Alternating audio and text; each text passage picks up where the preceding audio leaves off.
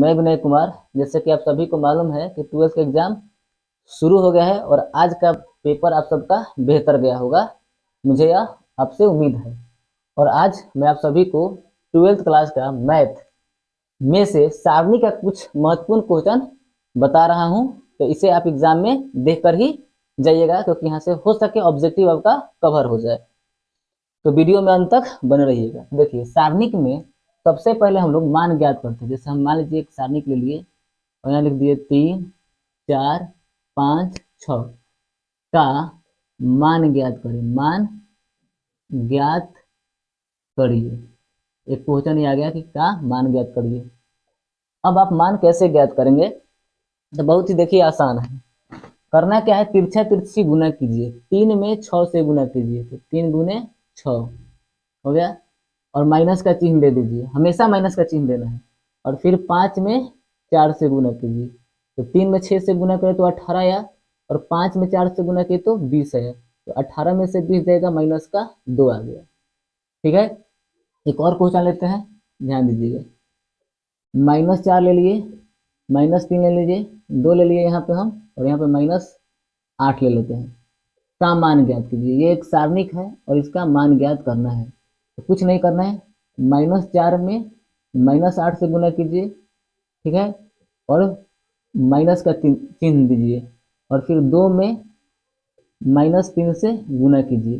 देखिए, बीच में हमेशा माइनस आएगा, यानी कि तिरछा तिरछी गुना करके घटाना है। किसे समझिए, तिरछा तिरछी गुना करके घटाना है, तिरछा तिरछी गुना करके घटा लेना है। ठीक है, तो देखिए माइनस आ माइनस प्लस हो गया, 8 चौका 32। देखिए ये माइनस और ये माइनस मिलकर प्लस हो गया, 3 दूनी का 6, तो 32 6 कितना हो गया, 38। इस टाइप का क्वेश्चन आएगा, तो मुझे उम्मीद है आप बना लेंगे। दूसरा टाइप क्या कहता है, तो देखिए 3 गो आता है, ठीक है ना, कि जैसे मान लीजिए हम दे दिए कि 3, 4, 2, 1, 5, 4, 3, 2, 1 का सारणी का मान ज्ञात करें। मान ज्ञात करिए। देखिए ये भी आसान है, कैसे सोचिए। अगर हम ये 3 देखिए, यहाँ होता है प्लस, यहाँ होता है माइनस, फिर यहाँ होता है प्लस, A11 A12 और फिर A13, तो यहाँ प्लस माइनस प्लस।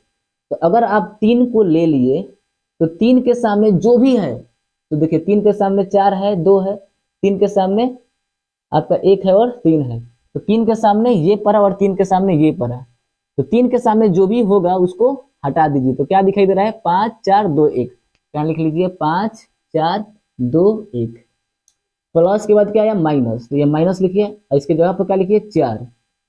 ठीक है, अब 4 के सामने जो भी है उसको हटा लीजिए। देखिए 4 के सामने आपका ये पड़ा, क्या ना, 4 के सामने ये पड़ा और ये पड़ा। देखिए 4 के सामने ये और ये पड़ा, तो क्या 1 4 3 2 बच गया। तो 4 के सामने 1, ये हटा दीजिए, 1 4 1 4 3 2 3 1, सॉरी 3 1। फिर आइए +2, अब +2 के सामने क्या कह देखिए, ये +2 के सामने ये है और ये है, यानी 2 के सामने जो भी है उसको मत लीजिए। तो 1 5 3 2, 1 5 3 2। अब देखिए, तो ये 3 रहने दीजिए, 5 में 1 से गुना कीजिए तो 5, और 4 में 2 से गुना कीजिए तो 8। -4 लिख लीजिए, 1 में 1 से गुना करेंगे 1, और 4 में 3 से गुना करेंगे 12। +2 लिख लीजिए, 1 में 2 से गुना करेंगे 2, 5 में 3 से गुना करेंगे 15। ठीक है, तो 5 में से 8 गया 3, वो भी माइनस का 3 लिखेंगे। -4, 1 में से 12 जाएगा, माइनस का 11, +2, और 2 में से 15 जाएगा, माइनस का 13। गुना कीजिए, माइनस का 9, माइनस का माइनस ही प्लस, 11 चौक 44, और 13 दूनी का ही प्लस माइनस 26। ठीक है, 26 रुपया -9 रुपया, -26 रुपया -9 रुपया, तो 9 और 6 15, 9 और 6 15 2 3, माइनस का 35 और प्लस का 44। अब इसको हल करेंगे तो 35 से 5 40 से 4 44, तो कितना हो जाएगा, 9, तो प्लस का 9 आंसर आ गया। ठीक है, अब इसी में आपको एक बात समझाते हैं। देखिए अगर हम लिख देते हैं, कोई क्वेश्चन ले लिया आपका एक ऐसे, और इसमें कुछ हम ले लेते हैं किताब में से क्वेश्चन, कि जल्दी आपको समझ में आएगा।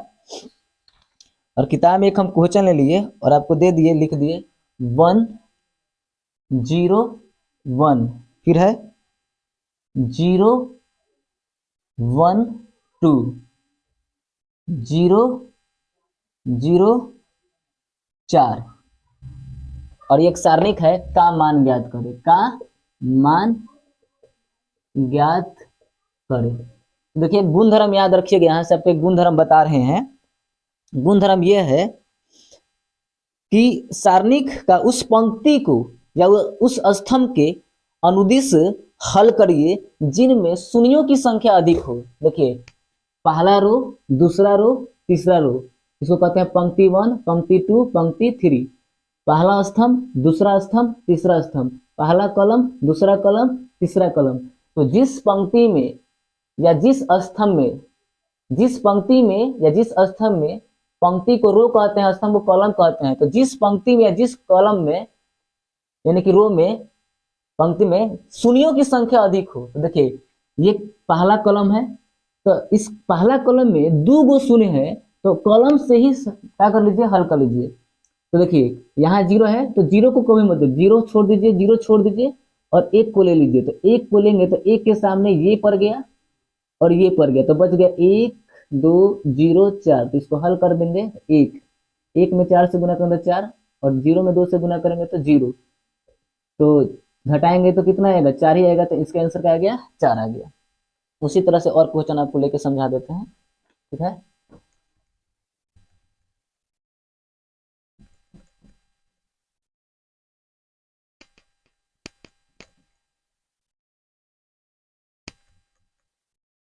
एक और क्वेश्चन लेते हैं, आपको समझिएगा ध्यान से। हम बोले कि देखिए आपके पास 1 है, 2 है, 4 है, -1 3, उसके बाद है आपका 0, फिर है 4 1 0। अब इसको हल करना है, का मान ज्ञात करें, मान ज्ञात करिए। तो समझिएगा ध्यान से, किस पंक्ति में, ये देखना है आपको कि किस पंक्ति में और किस स्तंभ में 0 की संख्या ज्यादा है। तो देखिए पहला कॉलम, दूसरा कॉलम, तीसरा कॉलम, पहला स्तंभ, दूसरा स्तंभ, तीसरा स्तंभ। तो तीसरा स्तंभ में 0 की संख्या, शून्य की संख्या अधिक है, तो तीसरा स्तंभ लेके सॉल्व कर लेंगे। तो हम क्या बोले कि 0 को लेना ही नहीं है, तो 0 को ना लीजिए, 4 को इसके सामने, इस 0 को छोड़िए, इस 0 को छोड़िए, लेकिन 4 को ले लीजिए। तो 4 के सामने 1 2, इसको छोड़ दीजिए और ये तो हटाइए दिए, तो बच क्या गया, -1 3 4 1 4। -1 में 1 से गुना करेंगे तो -1, माइनस का चिन्ह देना है बीच में हमेशा, ×4 = 12, -1 और -12, -13 गुने का 4, 13 चौका -52 आ गया, -52 हो गया। एक और क्वेश्चन इस पर आप ले लेते हैं। मान लीजिए कि आप लोग का एग्जाम का सवाल है, कि जितना प्रैक्टिस करिएगा उतने आप लोग को समझ में आएगा, ठीक है। एक और क्वेश्चन लेते हैं इसी टाइप का, उसके बाद एक और आपको तरीका बताएंगे, ठीक है ना। क्वेश्चन है हमारा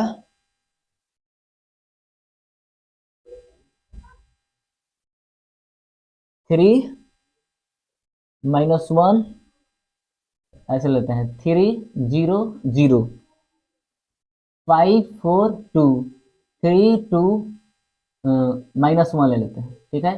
का मान ज्ञात करें, का मान ज्ञात करें, ठीक है ना। तो देखिए मान लिया ऑब्जेक्टिव में ये क्वेश्चन आ गया, अब आप टेंशन में हो जाए कि ये बनेगा नहीं, बहुत इजी है। कैसे इजी है, हम क्या बोले कि देखिए कि किस पंक्ति में शून्य की संख्या अधिक है या किस कलम में शून्य की संख्या अधिक है। तो अब फिर यहाँ पर पंक्ति में शून्य की संख्या है, और कौन सी पंक्ति, पहला पंक्ति में, पहला पंक्ति में शून्य की संख्या अधिक है, ठीक है ना। तो ये हटा देंगे, ये हटा देंगे, इसके बगल में 3 है तो 3 को उठा लिए, और 3 के सामने ये जो है हटा दिए, और 3 के सामने ये भी हटा दिए, 3 के सामने जो भी पड़ेगा उसको हटा दीजिए। तो बच गया 4 2 2 -1। अब इसको हल कीजिए, 3 4 में 1 से गुना करेंगे -4, अब माइनस का चिन्ह देंगे, 2 दूनी का 4, तो 3 माइनस माइनस प्लस, लेकिन चिन्ह रहेगा -1 का, -8, तो 38 का कितना हो गया, -24। तो आंसर क्या गया, -24। तो आपको हमने सारणी का 2 टाइप बताया। अब हम आपको ले चलते हैं तीसरे टाइप पर, जो कि तीसरा टाइप काफी इंपॉर्टेंट है आप लोगों के लिए। अगर ऑब्जेक्टिव में आएगा तो बिना बनाए आप उसको सॉल्व करेंगे, लेकिन उस टाइप को जब तक नहीं समझेंगे तब तक नहीं। उस टाइप का नाम है आपका, उस टाइप का नाम है कि यदि पंक्ति में, यदि किसी पंक्ति में दो पंक्ति एक जैसा हो जाए या दो कलम एक जैसा हो जाए तो उस सारणिक का मान 0 होता है। नहीं आएगा समझ में, बिना क्वेश्चन के समझाते हैं। जैसे हम लिए क्वेश्चन 3 2 3 4 2 5 3 2 3। अब देख रहे हैं यहाँ पर, इसको अब सॉल्व करने मत जाइए। देखिए ये है R1, ठीक है ना, और ये है R3। क्या है R3, क्या है आपका R3। तो देख रहे हैं कि R1 बराबर है R3 के, क्योंकि 3 यहाँ भी तो 3 यहाँ भी, 2 यहाँ भी तो 2 यहाँ भी, 3 यहाँ भी तो 3 यहाँ भी। तो हल करने मत जाइए, इसका आंसर ही क्या आ जाएगा 0। और क्वेश्चन ले लेते हैं, समझिए। हम एक और क्वेश्चन ले लेते हैं। हम लिख दिए 6 3 4 5 6 2 6 3 4।